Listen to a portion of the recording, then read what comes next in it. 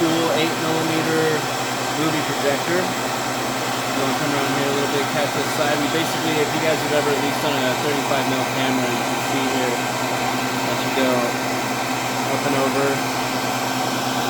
And you might have a slightly different configuration, but the goal is to make sure that the tape is going in between the wheels and the notch spots. Sometimes they've got like this part that folds open, like in this model over right here. You can see this front plate pops open. That's how you load the film in.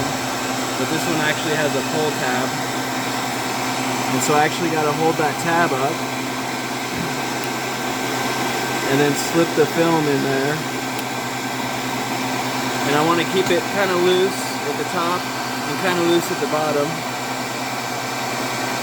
And just thread it the same way on the bottom, go in between the rollers and the teeth and lock it in there. And then along the bottom, usually somewhere you'll find one of these rollers here, and you're going to bring it around that. There'll be another one on the back end. And you're going to come up here to the spool. And inside the spool, there'll be a little notch. You want to make sure you keep your film all facing the same way. The dots are on the right side from my perspective. And I'm going to slip this into that notch.